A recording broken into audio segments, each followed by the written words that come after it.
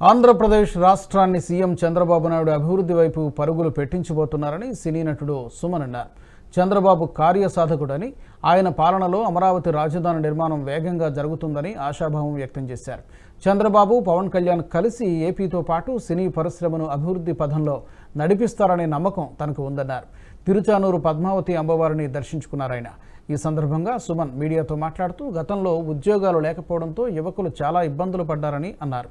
సినీ పరిశ్రమలో వారు కూడా పలు సమస్యలను ఎదుర్కొన్నారని గుర్తు చేశారు. సబ్జెక్టు తెలిసిన వ్యక్తి పవన్ కళ్యాణ్కు మంచి శాఖలనే కేటాయించారని అన్నారు. డిప్యూటీ సీఎంగా ఆయన తన సత్తా చూపిస్తారని హర్షం వ్యక్తం చేశారు.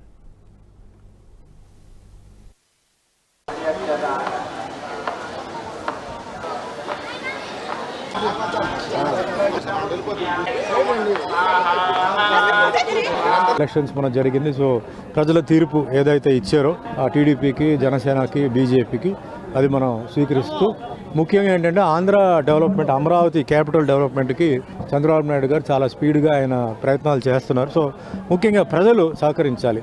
ఎందుకంటే 5 ఏళ్ళు వెనక్కి వెళ్ళిపోయాం. అంతకుముందు 5 ఏళ్ళు వేస్ట్ అయిపోయింది. ఇప్పుడు ఇంకొక 5 ఏళ్ళ తర్వాత ఏం జరుగుతుందో తెలియదు. కాబట్టి ఈ 5 ఏళ్ళలో ఏంటంటే ముఖ్యంగా ఎంప్లాయీస్కి ఎంప్లాయ్మెంట్ విషయం ఇది చాలా ముఖ్యమైన విషయం. సో అది రావడానికి అంటే ఇండస్ట్రీస్ రావాలి. సో పక్క తమిళనాడు నుంచి, ఇప్పుడు ముఖ్యంగా తిరుపతి అంటే పక్కనే తమిళనాడు ఉంది. సో తమిళనాడు నుంచి ఏంటంటే ఇండస్ట్రీస్ ఇక్కడ పెట్టేవాళ్ళు, లేదా నార్త్ నుంచి వచ్చేవాళ్ళు, వాళ్ళందరికీ అవకాశం ఇవ్వాలి, సహకరించాలి.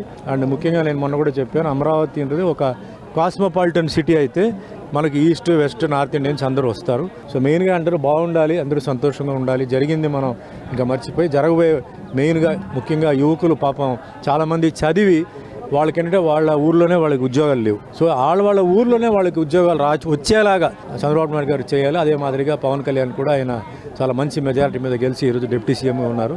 సో మా సినిమా వర్గాల్లో కూడా ఎన్నో కళాకారులు, టెక్నీషియన్స్ చాలామంది ఇబ్బందులు ఉన్నారు.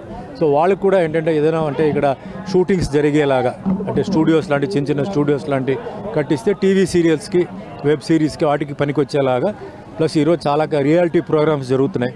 ఆ విధంగా తిరుపతిలో చేసి ఇది ఒక టెంపుల్ సిటీ కింద డిక్లేర్ చేయాలని నా కోరిక. ఎందుకంటే ఎన్నో గుడిలు ఇక్కడ ఉన్నాయి. సో ఇది ఒక టెంపుల్ సిటీగా డిక్లేర్ చేయవచ్చు. దానికి నా రిక్వెస్ట్.